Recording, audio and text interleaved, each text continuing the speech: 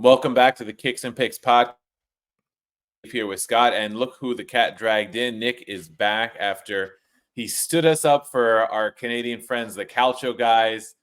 Scott, I don't know. I mean, I guess we let him back on the show. Yeah, I I don't need know. someone to record Champions League pods with. I don't have much of a choice. I accept applications if you want to try to replace Nick, but right now he's irreplaceable, so we're stuck. Listen, I was getting roasted by you guys. I was getting roasted in the group chat. Got roasted all week, but I still shipped in 2 wins. So I don't want to hear it. I I'm chipped in back, two and we're wins, gonna do it all over again. 2 wins, 2.5 units. Doesn't work for me. Low Coach, man on the on the other totem hand, pole last week with my one win, but I did get that win from Dortmund, which we had some skeptics on social media thought I was crazy for taking Dortmund against Bayern at the Easy cover. Allianz. Yeah, easy. and it. I wish I took a money line. We would have made some real money if we took a money line. I think they were like plus 400 or something at least. Sorry, But the Twitter cred is worth it. yeah. um, Overall, 5-5 week. We finished just about 0.2 of a unit up, so positive in the end in terms of bankroll.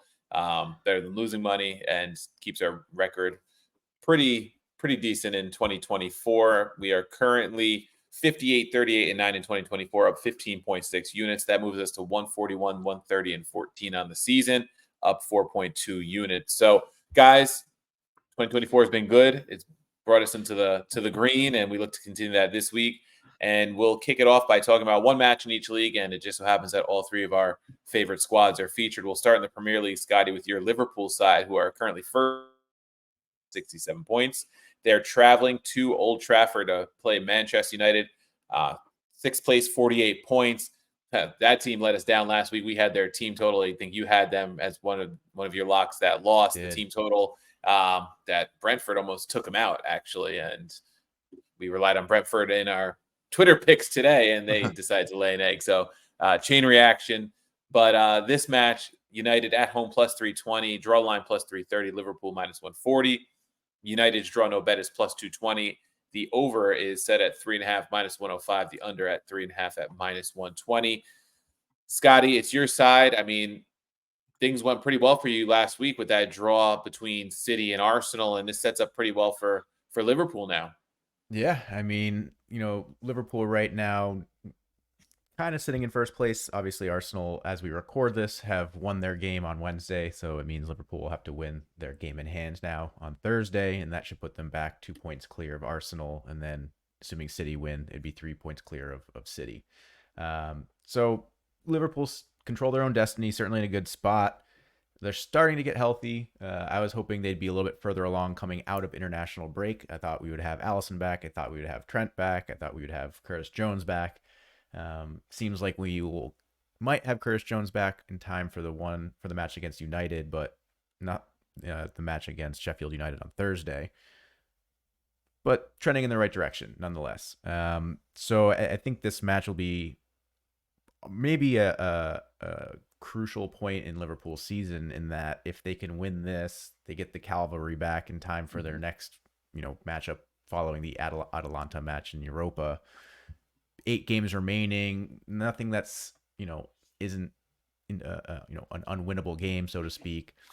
It's a big one. So I'm curious to see how it goes. I mean, we all remember this time last year, Liverpool had a massive 7-0 victory against United that kind of felt like Liverpool's season might be turning around after having a pretty dismal season, all things considered, under the Klopp era last year. But it hasn't been happy hunting against United so far this year. They've played United twice. They've failed to beat United in both games. They actually lost to United in the FA Cup in extra time in like the 120th minute, 4-3 about a couple weeks ago. So could be an opportunity for revenge, but could also be an opportunity for United to kind of stake their own claim that, hey, we had a shitty season last year as well. We've had our own share of turmoil, but maybe Ten Hag is riding the ship, and this is a finish to the season that they can build off of into next season. So it'll be interesting to see. The thing that kind of scares me the most about this one is the fact that the over is set at 3.5 right now. That's very high, all things considered. I know Liverpool's defense hasn't been great, but the fact that it's this high kind of leads me to believe that it's going to be an up and down battle, which I don't know if I can really take this weekend. I feel like that's a little bit too much. I wouldn't mind like a nice 2-0 easy Liverpool victory that I've kind of become accustomed to in the past few months. Yeah, and I think part of that with the over, just to throw in Nick a quick stat, is that head to head, 8 of the last 9 over 2.5 goals. The only one that wasn't was that one in December, the 0-0 you referenced, and not being able to beat United yet this year. So goals have been flowing in these head to heads. Yeah, I was gonna shout you out. I think that's astute gambling knowledge that you just threw out there, because this just seems like a end of the season late over. Like, lines have adjusted. We saw it even today in not maybe not our best work with City, but a lot of these games are settling on 3.5. And man, I really would have liked to see this one at 3. I think 3 is very play. Not that 3.5 isn't doable. Steve just gave the stat, but I don't want to sweat out 4 goals in any game, right? I just that's personally I try to avoid that, and I'm certainly not going to bet an under. But 3 would have been really cool for this one. And Scotty, I think you kind of hit on the main point I was trying to hit on. If you take a look at the schedule, this is kind of it for Pool. It's not quote it's not the easiest schedule I've seen, but manageable. Title is kind of in their hands with their own destiny type run out to the season, as far as I'm concerned. And I think it's not a bad time to be playing United, because Pool have been scoring. They're scoring a goal every game. Obviously, they're scoring multiple goals in just about every game. I think maybe the only one they didn't was against City, or maybe one of those games in Europe where they're already up like a ton on aggregate. So I don't put too much stock in that. But no, Pool are doing it, and we've talked about it. I don't know. I feel like a broken record at this point. Just the storybook ending is we're not there yet, but it's continued to line up the way we'd like for it to line up for Liverpool. So I think they're hot. I think the odds are in the right place, and I'm pretty sure I've said it on the show, but I know I've said it to you guys, so I'll just repeat it. Darwin Nunez just continues to impress me, and I don't care about goals. I don't even know what his goal tally is, but this guy is a menace for every single minute that he is on the field. And obviously it benefits Liverpool a ton that they have other attacking talent and other options, and Salah's still doing it, and Diaz has started to pick it up a little bit, and seems to be whoever is getting thrown up front has been benefiting.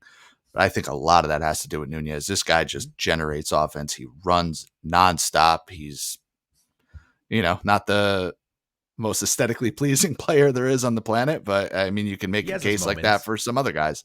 Yeah, he's got his moments. So, but to your point, Nick, 10 goals, 7 assists. Yep. In the season in the league season, I should say, even more if you start to include the cup and that's not that's not starting 29 games either. You know what I mean? Yeah. Like these are solid numbers, but he's just one of those guys that you want on your squad, and I think he's coming into form at the right time. So I do like Liverpool in this one. I mean, would it shock me to see United play spoiler? No, but certainly going to have their work cut out for them. Liverpool are just better, more organized, more informed side. Hoping for your sake they come away this one with 3 points.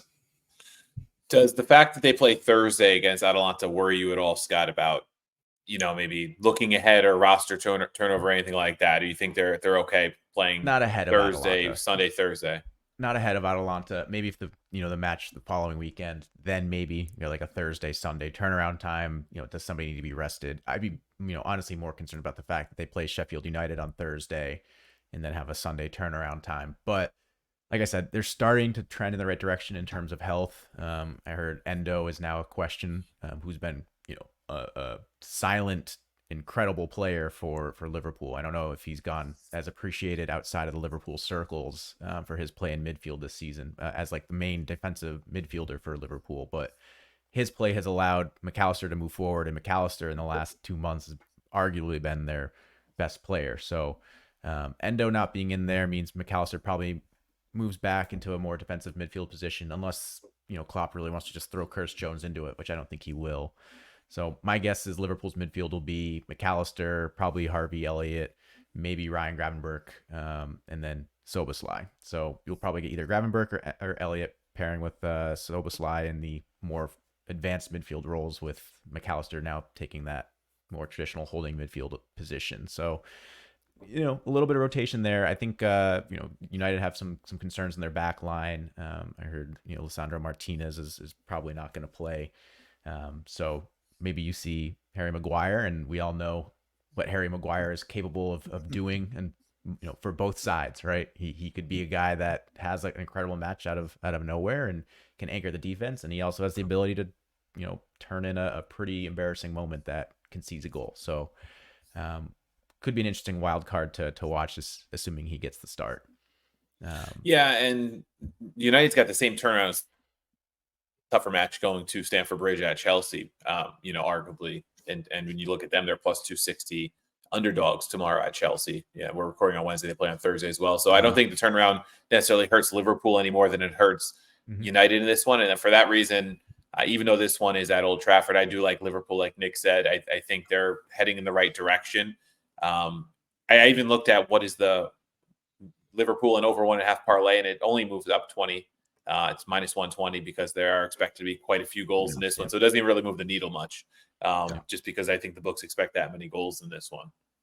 Yeah, it's not, I would be stunned if either side comes away with a clean sheet. That would be a very, unexpected result. And that's pretty crazy to say, considering that Liverpool are still playing their backup keeper in Cleve Kelleher. He's been awesome. He's been great. By the way, I mean, someone put this stat out on Twitter. I didn't verify it, but apparently when Kelleher plays against Sheffield United tomorrow, Liverpool have had as many games played with Kelleher in net this season as Alisson, which is a pretty ridiculous thing to consider. A player of Alisson's quality, to not have him for basically half of your matches, but still be putting together the season that they've been put together, is a testament to just how well Kelleher has played. Yeah, you got to have a reliable backup keeper, and it can really save a season in the case of losing a player like Alisson. I look at what Roma backup keeper, who's now become the entrenched starter, and it even happened at Lazio last season, right? Maximiliano was supposed to be the starter, and then here comes Provedel in the second match, and first match, minute 2. Yeah, minute 2. Yeah, red card. That's right. His career lasted about 2 minutes over there. Anything else on this one, guys? Yeah, just I feel like if anybody is a regular listener that and we talk about Liverpool, which we do pretty frequently, I feel like I'm just throwing the same shit out over and over. But every time I look at it, it impresses me. They've only lost 2 games in the league this year. I mean, that's just it's overshadowed by everything else we talk about and all the goals they scored. One of those games was the Tottenham game, right, where they were down to 9 men. They had a goal that was onside, had the goal disallowed. They gave up the losing goal in the 94th minute as an own goal. So I really feel like that's not being talked about enough. Yeah, that's a good point. And I think Arsenal's kind of the media darling. Arsenal win a title, they haven't won in so long, right? And City, they're dominant, so they get a lot of the attention. And Liverpool's kind of coasted a little bit under the radar, I think, to a season where maybe it would be just them and City going head to head for the title. I think Arsenal's kind of taken that attention away a little bit, and probably to Liverpool's benefit. Yeah, totally fine with that. I mean, Arsenal have some of the key British players ahead of a big Euros tournament coming up between Saka and Declan Rice. So I understand why the English media is fawning over Arsenal right now. But to your point, Coach, I'm fine with that. I don't need Liverpool getting any more pressure added onto the season, given the fact that it's Klopp's last. So I'm happy to kind of let Arsenal take some of that shine while Liverpool just get results. Yeah. All right. That moves us to Italy, and it's the Derby della Capitale this weekend. Nick's Lazio against my Roma, both coming off lackluster results on the weekend. And this is a big one for quite a few reasons. I mean, the Derby's always a big one. But when you think about where these teams are right now, Roma up to 5th place on 52 points, chasing Bologna. Lazio in 7th on 46. For Lazio, this is probably their last chance at keeping in any type of race for the top 5, which could give them a Champions League place, return to the Champions League. Roma trying to hang on to the top 5 at minimum to hopefully ensure a Champions League return if Italy does their. This one, Roma is the designated home side. They're plus 120 in the money line. Draw line plus 200. Lazio plus 235. The draw no bet. Roma minus 180. Lazio plus 140. The over 2.5 is at plus 120. The under 2.5 is at minus 155. So you're seeing one of these like typical Italian Serie A lines of the past that we've started to see a lot again this season in terms of the over under. But pretty big discrepancy in the money lines. Nick, does that surprise you at all? I know Lazio just changed the manager 2 weeks ago to Igor Tudor. Roma made that change in January, Daniele De Rossi. So it's kind of an unknown in many ways, different than what we've seen in the last 5 derbies where it's been Sarri against Mourinho. Now it's kind of a, which way is it going to go? I mean, the Sarri Mourinho derbies made sense for the under 2.5. I don't know if it makes sense here. We got to see how these teams approach it, I think. Yeah. I'll slightly correct you because Lazio did win against Juve over the weekend in the league. Oh, that's right. They lost. That's right. They played Juve 3 days later in the Copa and lost. The Copa loss was what I was thinking of. Yes, my mistake. But you're right. I mean, the most recent 2 games that these teams played have been disappointing. I did make mention of that in my notes because I do have a play in this game. But I think you're 100% spot on. The last 5, 6, 7, 8 derbies we've watched, I could remember them all from a betting standpoint because this is what we do. We look at them, we watch these teams, we follow these teams. Over has been plus money forever. Over 2.5 is plus money here. The team totals have been gigantic numbers forever. I think Lazio's team total is in the plus 200 range. It's that way for good reason. I don't expect them to score 2 goals, but you're right. And I am kind of expecting this to be different for a lot of the reasons you mentioned. Reason 1, Roma has obviously been exceptionally resurgent under De Rossi. They're scoring goals. They're getting healthy. Guys like Dybala, Pellegrini have been outstanding. Lazio, they've had the big thing for them all season. The reason that they're so far behind everybody else, and it hasn't been their D. Their D is certainly nowhere near what it was last year, but they're averaging about a goal against the game. They haven't scored. I think they have like almost 20 less goals scored than Roma, and Roma doesn't score all that much, right? I mean, Roma just started scoring recently, so they're behind all the teams in front of them in terms of goals scored. So that's really the main issue for this team. Immobile is 35. He's injured on and off. He certainly didn't benefit from Sarri or the 4-3-3. But, part of it is just this probably should be his last year playing competitive football, in a league or a team like this. So those have been issues. The team hasn't had really the chance to gel with players. Sarri, we've talked about it enough, right? We don't need to get into it. But, I've seen some encouraging things over the last 2 weeks. I think I see a team that's a little bit better motivated, a team that is a little bit more organized. I think they'll be up for this game. The talent level doesn't just magically improve because you have a new coach, but it's not the worst time to have this new coach. So I think the odds are fair. I think Roma deserve to be a favorite. But Lazio's been really good. I mean, I'm sure you have the head-to-head in front of you, but I would want to say over the last 7, 8, 9 years, Lazio has fared pretty damn well in the Derby. I know that we finished ahead of Roma more often than not. So there's a chance. I do kind of like the over in this one. Long way of me saying that. And you mentioned it, right? It's kind of their last chance. They have a pretty favorable schedule. I don't have everybody's schedule in front of me, but after this game, Lazio will play Salernitana, Genoa, Hellas, Monza, Empoli, Sassuolo. The only difficult game they have after this is Inter. So if they get a point, if they get 3 points against Roma, top 5 isn't even out of the question. And that's an insane thing to say, considering how this season has gone. So thank you guys for letting me get on my soapbox there and talk about Lazio. Well, flipping the schedules around, this is big for Roma, not only because it's a derby. They haven't won a derby in the last 4, including the Coppa Italia loss this season. But after this, they play at Milan in the Europa League, go to Udinese in the league, host Milan. And then after that, it's Bologna home, Napoli away, Juve home, Atalanta away, before Genoa and Empoli to finish the season. So Roma's got that gauntlet like they had before Christmas, similarly. And then you throw in 2 Europa League matches with Milan to the mix. Things are going to be very difficult for Roma. So beating a team that you so far this season, at least in the standings, have been better than, you haven't beaten them head-to-head. This feels like one of those matches where Roma under Mourinho struggled so much to beat. the top 6, top 7 sides. I mean, they were abysmal under Mourinho against these kind of teams that they were competing with for European places. Really cost them any chance of the Champions League in the Mourinho era. And this is the one you have to win, I think, to kind of set the stage for Thursday's Europa League match and just kind of get that feeling that you can beat a top 6 side, right? Or a top 7 side at this point. Something they haven't done much at all. You know, they drew Fiorentina under De Rossi. Other than that, they haven't played anybody else who's really been competing for Europe. And Fiorentina hasn't been a very strong side of late. They're not even in the top 7 anymore. So I think from that perspective, it could set the tone for what Roma maybe can believe in themselves against the better sides moving forward, especially because Milan beat them twice pretty handily this season. And they have to go to the San Siro on Thursday. And, you know, just looking at the recent past, there's a reason why the over is set probably at plus money. And that's because these matches have not produced goals, but that was under 2 different managers. And that's what I'm curious to see. You know, when you look at the team streaks, less than 2.5 goals head to head in 4 out of 5. It was the last 4 straight have been under 2.5 goals.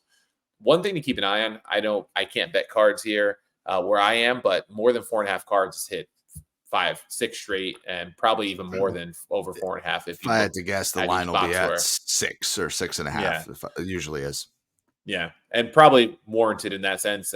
Corners have been under in 9 out of 9, under 10.5 corners. So just a couple trends to keep in mind with these derbies. They tend to be very chippy, very feisty, produce cards, don't produce a lot of action. Does it change with De Rossi and Tudor? Maybe. It could. It can certainly. I know Roma is going to have Pellegrini fresh after he was out suspended this past week. Dybala only played about 10 minutes of the match on Monday as he was recovering from a minor issue, and they really didn't want to risk him at all, and they only played him 10 minutes, so he'll be fresh. From that perspective, that makes me feel pretty good about Roma's attack because they'll have their 2 most creative players pretty fresh for this one after they looked, you know, without the 2 of them on Monday. Very, very poor in attack. Curious to see how Tudor approaches it and how he tries to, you know, slow down a Roma attack that's been pretty good under De Rossi. Except when we bet on them last week. Yes. They scored 0. Now look, they made us money like 5 weeks in a row, which is pretty good because usually when I bet on my own team, it doesn't happen. So they did finally Scotty, let us down. Before I go to you, because I'm not even going to say what I want to say because I'm so confident that you're going to. But I just want to agree with Coach on the card angle. It certainly, if you live somewhere where you can bet on players to get cards, take a look at lines. Paredes is going to be good for a card. Yes. Mancini, Cristante, depending on who starts for Lazio, Vecino could be one. You know, let's see who the center backs are. There's going to be an opportunity to make some money with those cards, but I think I want to toss it up to Scotty because I have a really good point, and I'm just so sure that he is going to take it. Maybe. I think this is an interesting one because this is an ultimate, do you buy the trend or do you buck the trend in terms of how these games have been going? With Lazio being the relatively dominant side over the last 2 years, even though historically these are pretty evenly matched games, you know, do you really think Lazio are going to continue that trend and, you know, get a 4th win in 5, you know, last 5 matches? And similarly, like Roma haven't scored in the last 4. They've got more red cards than goals, right? They've got 4 red cards, no goals. Mourinho specials right there. That's another good shout for a card prop. It feels like, you know, as Nick would say, like, is Roma due? And I think Coach, you're the one that said the team totals, or maybe it was Nick, the team totals, you know, you're not going to necessarily take an over on them, but over 1.5 for Roma at plus 140, it's not terrible. You know, given that it is 2 completely different managers, as you guys touched upon, given that, you know, Roma being scoreless, like, do we really think Lazio have a 5th consecutive clean sheet in this, you know, tie against Lazio or against Roma in them? I don't know. So I think that's interesting. I think you could also do, you know, get a little creative with some of the game parlays where you can take a Roma draw no bet and like over 1.5. I think it's like minus 170, or if you want to take the over 2.5, then you get closer to plus money. I think that's plus 155. That could be an interesting approach. But to me, I'm at the point where I'm saying, like, I think this is a Roma is due moment. And it would be pretty, you know, incredible for Lazio to kind of pull off a 5th consecutive, you know, result, considering how usually these 2 teams are pretty evenly matched. I think that's fair. I thought you were going to go with the draw. Really did. Yeah, Just it does. plus 200 is such a low number for a draw. I think it's, they're telling you it's likely, and it's not technically a bad result for either team. Like, it wouldn't surprise me. It's weird. Uh, The only reason why I don't like the draw is because it doesn't really suit either team that much either. Like usually right. you can look at it and say like, hey, like if Roma get a draw here, they're still in pole position for their Champions League spot or whatever it is, or Lazio keeps their position. But I think we're kind of at a point in the season where neither club has a firm grasp on either of their aims for the season, and 3 points would mean a lot to both of them at this point in the season. So that's the only reason why I would shy away from a draw, because this also screams like, if you have this as a prop, like goal, after the 75th minute, like this feels like there's going to be a late goal in this one. I mean, from a Roma perspective, they lose a fifth straight. It's going to be talked about for a long time, right? To lose to Lazio yet again this season would be pretty much unacceptable. And it wouldn't all be on De Rossi. Obviously, he didn't lose the first two, but it would certainly put pressure on Roma too moving forward, going to the Europa League. Your confidence maybe is a little shot going into that stretch of matches after those two Europa League matches, knowing that you're probably behind Atalanta too at that point, and fifth place might be tough to get back into. I think Roma does need this win a lot. I was looking at goal scorer props too, just because when you have such a high number on the over 2.5, the goal scorer numbers are usually pretty good as well. The lowest number on a goal scorer is Romelu Lukaku at plus 200 in this one. And he's been terrible. Like, let's shout him out. I mean, he's like, I talked shit about Immobile. Picks form. He has been fucking brutal. So that's a weird number. Hey, you can get Tammy at plus 230. Yeah. That's a better pick. The one I would keep an eye on, though, is Pellegrini at plus 320 right now. I would see what his goal or assist number is, because he's been in really good form. So I'm scored right in front of me last week at Red Bull Arena. It was lovely to see for Italy. I mean, he's been scorching. I would look to him or Dybala if I was going to target somebody, especially if you get a good goal or assist number at like plus 150 or something. I think those would be the guys to target, because they're probably either setting up Lukaku for a sitter or putting one in themselves, I would think. They both take corner kicks. They take free kicks, depending on which side, if it's a righty or lefty. So it's something I would keep an eye on. If the number's good enough, it might be worth a shot. Yeah. Just to put a bow on my point, goal scored between the 76th minute and full time is plus 115. I really like that. I think that's a good shout for this match. I like that. I like it a lot. All right. Anything else on this one before we move to our locks of the week? Forza Lazio. All right. Yeah, Forza Roma. I'm not making any predictions. I will not have a lock on Roma this week, because I'm not putting a lock on a derby match. I'll make the prediction for you, Coach. Roma is due. I hope you're right. All right. So with that, we move to our hat trick of picks. Scott's going to kick us off, and it's going to go with a club he probably doesn't want to win, but it's going to go with him anyway. Yeah, I don't need them to lose necessarily, but I think I don't want to say they're due, because it's only been one game, but I think they bounce back. I'm taking Arsenal -1 at Brighton. It's plus 105. They got a draw against City, which doesn't really kill their chances at the title, but I know that we talked about it, Coach. That would have gone a long way in terms of rewriting their narrative around Arsenal and their how they're being perceived at a continental level. Honestly, it's not just in England that they're kind of getting roasted for being bottlers, but a draw doesn't necessarily. Can I interject there, Scott? Because I want your guys' opinion on it. All I kept seeing, and I don't know if it was just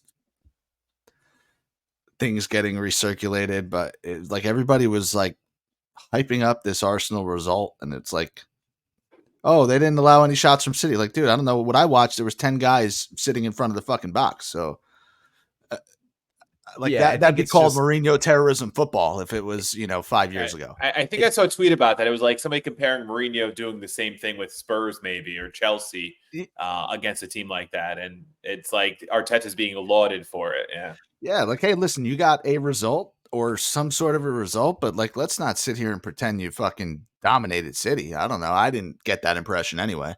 No, I think it's just how expectations are kind of being set, given the fact that, this time last year, they kind of started to collapse down the stretch, and they had a pretty brutal, I think it was 4-1 loss to City around this time last year.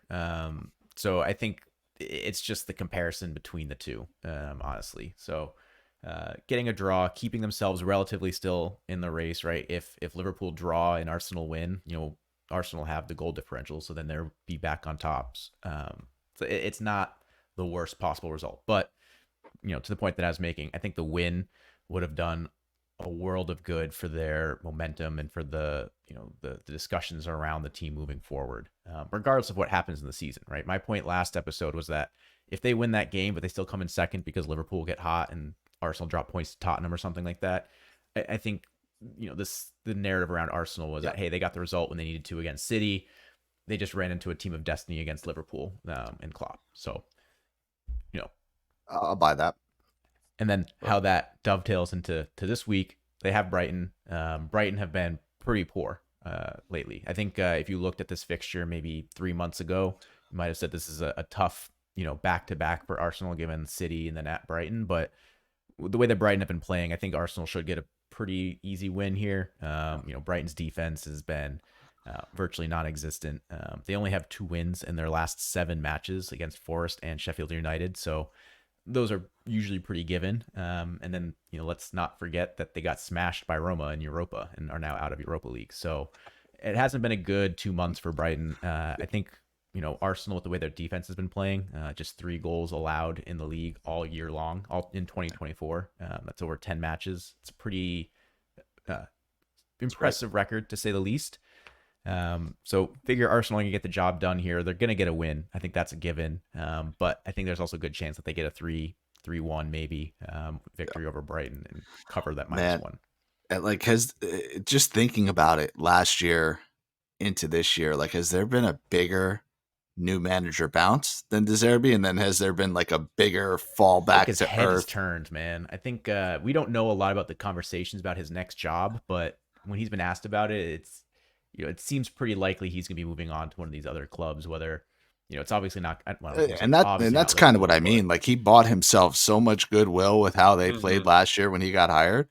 And, I just talked about it with Lazio. I think you can make the same case for Roma. Like, the talent doesn't magically double because, there's a certain manager there. Like, the players, just the players. You look at Brighton squad.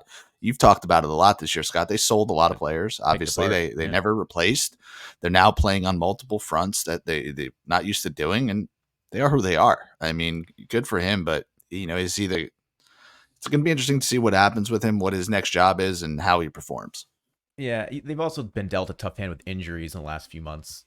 Solly Marsh has been out since I think like January, and I don't think he's coming back this year. Matoma, who's been fantastic, has been dealing with a back injury for about a month or so. Evan Ferguson, who's this 19-year-old striker that everyone thinks Chelsea's going to pay £100 million for again, has been out. So, they've been picked apart from a selling perspective, but they've also been hit by some injuries. So I think it's just eventually the squad depth is finally caught up to him, with the fact that I think he's kind of been interviewing elsewhere and hasn't been given Brighton his full attention.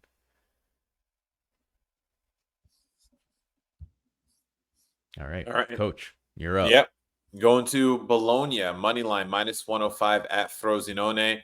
Bologna's won 8 of their last 9, with the only loss coming to Inter. Conversely, Frosinone is winless in 9 with just 3 points in that time.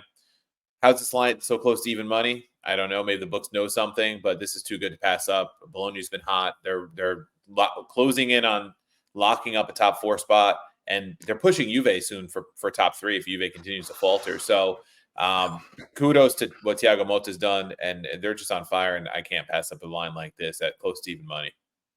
Yeah, I like this play as well. I think you said 8 out of their last 9, and if you go back probably around 8 episodes or 9 episodes or around that time, a little bit, right? And I was pretty critical. I said this team doesn't score enough, in my opinion, to remain where they've been, and they went and rattled off this amazing fucking streak. They're scoring multiple goals a game. Orsolini's getting hot, but no, good for them. It's awesome. I think it's a great story. Hopefully they can continue. But yeah, this is either the easiest bet we're going to win all weekend or absolutely the biggest mousetrap. Yeah.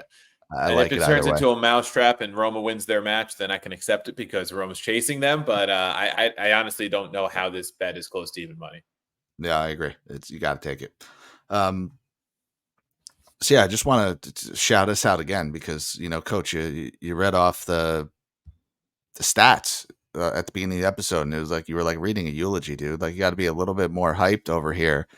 Crushing 2024. I mean, I say it. If the way we finished out like November, December, I didn't know if we were gonna fucking make it, and we're absolutely crushing 2024. Man, I thought we were gonna almost as bad as the 2 days worth of plays we put on Twitter the last 2 days. Yeah, I mean, but we didn't put nearly the time into handicapping those games as we do for a show like this, so it is what it is. But yeah, we're now over 10 games over 500, which was unthinkable. Where we're positive fucking units. I love it. The plays are looking good. And I'm going to go to our featured match, Roma Lazio. Kind of hinted towards it, but I like both teams to score in this one. -110. We talked about it. It's not your mother's derby. We talked about the new managers. We talked about both teams, their schedule, their hope for finishing in Europe. And I think Coach led off with it. It's a chance for both of them to move on from shitty recent results. I think a goal each sounds like the minimum. No chance that either team is shut out in back-to-back games. And I like the number. I even kind of like over 2.5, but I think both teams to score is what we'll settle on. Don't hate it. And like I said, I think Roma get a couple. So if Lazio can chip in there one goal, I think they have to get a goal. I think they tend to in this matchup. All right. Well, if we're doing featured matches, then I'll make my second lock the other featured match that we discussed. I'm going to take United +1 versus Liverpool. You guys can go ahead and call this a reverse jinx if you want. I don't really care. The fact that Liverpool have failed to beat United so far this season is where I'm riding off of right now.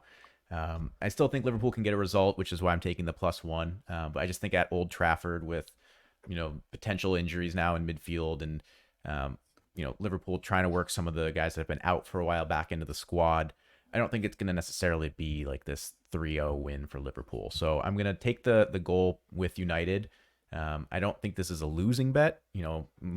Liverpool getting a 2-3 goal win would be, would make me happy, but it seems a little far-fetched, especially being at Old Trafford at this point of the season. So figure United get 1, which means Liverpool will need more than 3, or will need at least 3, I should say, for this to lose. And otherwise, you got a winner. All right. Not surprised there with Scott pulling that on his team and then also taking Arsenal in the same weekend. So I'm going to go with Atalanta and over 1.5 +105 at Cagliari for my second lock of the weekend. Wednesday's loss at Fiorentina in the Coppa Italia broke a 4-match unbeaten run for Atalanta. This feels like a get-right spot ahead of Thursday's Europa League match against Liverpool. And when Atalanta is right, it usually means goals, which is why I'm parlaying it with the over 1.5 to get the better number. Cagliari can be a tough place to play sometimes, but I think if Atalanta is serious about making a run at the top 5, they have to win this match. Yeah, and they've been good to us in these types of spots against these bad teams. They've been good to us, scoring 2 goals over the last few years. It just seems like they can't get, granted, it wasn't in the league, it's the Copa, but they can't get out of their own way with these similar top 6-7 teams.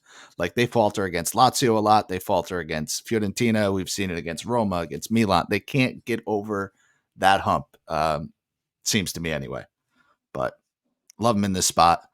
I'm going to go with another team that kind of needs it here. That's Napoli. Money line -110 at Monza. It's now or never for them to make this run. They're winless in their last 3. I don't really think there's much more to say. This team may not be, they're certainly not the Napoli of last year, but they may not be the Napoli as we knew them after this year. I think we don't know what the coaching situation is going to look like. We don't know who's staying, who's not staying. Got to win this game, have to make a final push. They're actually somehow behind Lazio in the standings right now. -110 is just, even as inconsistent as they've been, it's just too good of a number not to take. I respect your choice to take this as your lock, but I hope you respect my opinion of I took Napoli wheels fall off back in October, and I'm going to continue to ride Napoli wheels fall off until you've been correct since October. So there's not much more to say. But I'll wish you luck in your lock for this week. All right, I will close out my locks of the week with the both teams to score parlay that is 1-0 on the season. So I'm going to go back to it again, try and get it to 2-0. Nick, you kind of said it when we were talking totals with Liverpool and United, but books have kind of caught up. We're setting totals now at 3.5. I think there's gonna be lots of goals this weekend. Two of those matches where I think there's gonna be lots of goals: Newcastle at Fulham, and then West Ham at Wolves. So both teams to score for both of those matches is plus 125. West Ham's defense is back to being, as porous as anything. They've got just one clean sheet in their last 15 matches, so that's about a lock of all locks that Wolves will get at least one in this weekend. On the flip side, Wolves defense can be up and down. They've had some, good matches, some not so great. But I think West Ham in general, with Jared Bowen and who they have going forward, there should be enough for them to get at least one. So I'll put them as the opening match in this parlay. And then Newcastle and Fulham, both sneaky bad teams right now. Newcastle's let us down a few times. Fulham let us down last weekend with the potluck. And they're bad because their defense sucks. Fulham just conceded 3 goals in back-to-back matches to Sheffield and Nottingham Forest. Not ideal. So I'm pretty confident that as bad as Newcastle has been, they still have Alexander Isak. They should be able to manage at least 1 goal against this shitty Fulham defense. He's been good. Yeah, he's been the lone bright spot in Newcastle the last month or so. What's not been the bright spot has been their defense. They've actually conceded a goal in 11 of their last 13 matches.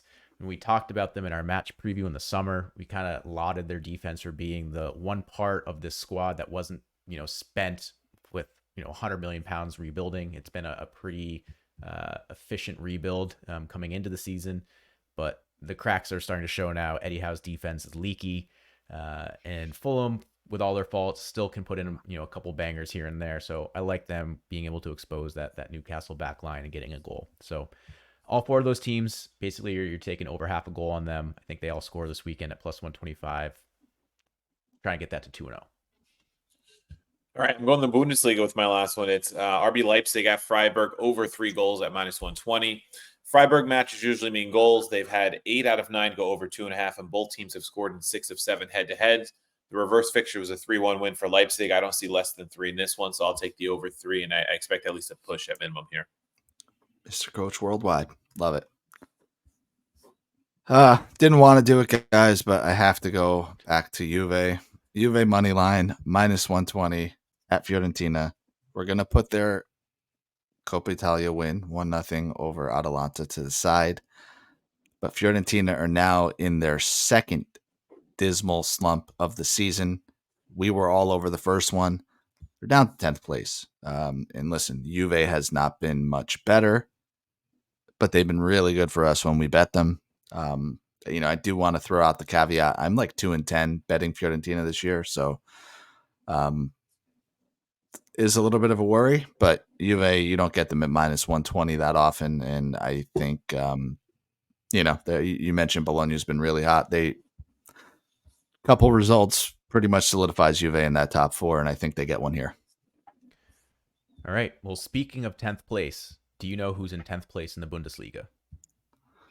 No idea. I will tell you. It is Werder Bremen, and they are traveling to Frankfurt this weekend.